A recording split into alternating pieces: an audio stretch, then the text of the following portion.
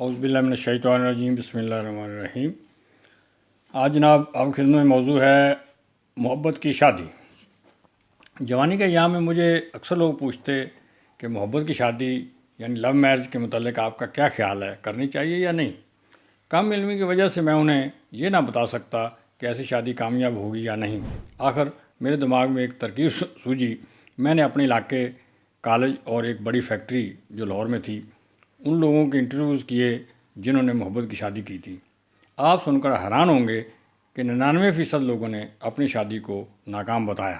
بہت ساری وجوہات معلوم ہوئیں، مگر جو مجھے ابھی تک یاد ہے وہ سنیں۔ ایک عاشق نے روتے ہوئے بتایا کہ جب محبوبہ بیوی بنتی ہے تو سمجھیں کہ خرابی شروع ہو گئی۔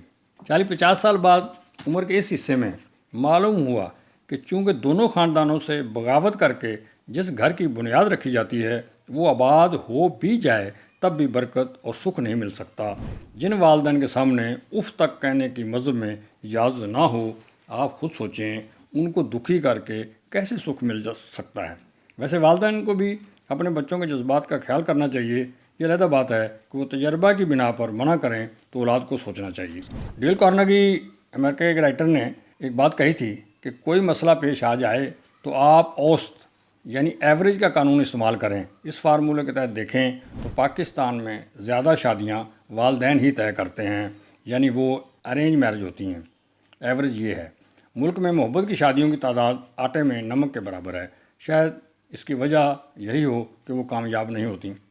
ایک بات کہوں جو دین کا علم نہ رکھنے والوں کو زہر لگتی ہے اور بظاہر بدقسمتی سے ہم انہیں پڑھا لکھا یعنی ہائیلی ایجوکیٹڈ طبقہ سمجھتے ہیں، وہ ہے کہ اسلامی لحاظ سے جب بچہ یا بچی بالغ ہو جائے تو اس کی شادی کر دینی چاہیے۔ اس میں بھی کوئی شک نہیں کہ جلدی شادی یعنی ارلی میرج کے بھی کئی منفی پہلو ہیں، مگر دیر سے شادی کرنے کے جو نقصانات معاشرہ بھگت رہا ہے اس کے مقابلے میں وہ کچھ بھی نہیں۔ چلیں سب چھوڑیں، جناب عاصم محمود صاحب کی مرتب کردہ ایک رپورٹ پڑھ کر فیصلہ کر لیتے ہیں کہ شادی کی عمر کیا ہونی چاہیے۔ امریکہ میں اسٹیٹ ڈپارٹمنٹ کے مطابق مسلمان لڑکی کی عمر 12 سال ہو جائے تو وہ شادی کر سکتی ہے۔ اسپین میں پہلے 14 سال تھی، مگر اب وہ 16 سال کی عمر میں لڑکی شادی کر سکتی ہے۔ شام اور برونائی میں 13 سال کی لڑکی کو نکاح کا حق حاصل ہے۔ سوڈان میں 10 سال کی عمر میں لڑکی شادی کا حق رکھتی ہے۔ اردن، کویت، ساؤتھ افریقہ اور بحرین میں 15 سال کی لڑکی کو شادی کی اجازت ہے۔ آسٹریلیا، کینیڈا، جاپان، قطر اور پرتگال میں 16 سال کی لڑکی کو شادی کا حق حاصل ہے۔ پاناما، تنزانیہ، میکسیکو اور گواٹےمالا میں 14 سال کی لڑکی کو شادی کی اجازت ہے۔ اب میں اپنی ذہین نئی نسل کو گر کی بات بتاتا ہوں، خاص کر جو ترقی کرنا چاہتے ہیں اور دنیا میں نام پیدا کرنے کی آرزو رکھتے ہیں۔ محسن حامد لکھتے ہیں، محبت میں گرفتار نہیں ہونا۔ اگر آپ پر محبت کا بھوت سوار ہو گیا تو آپ کبھی امیر نہیں بن سکتے۔ آئیں غالب کی بات پر غور کر لیتے ہیں۔ عشق نے نکما کر دیا غالب، ورنہ ہم بھی تھے آدمی کسی کام کے۔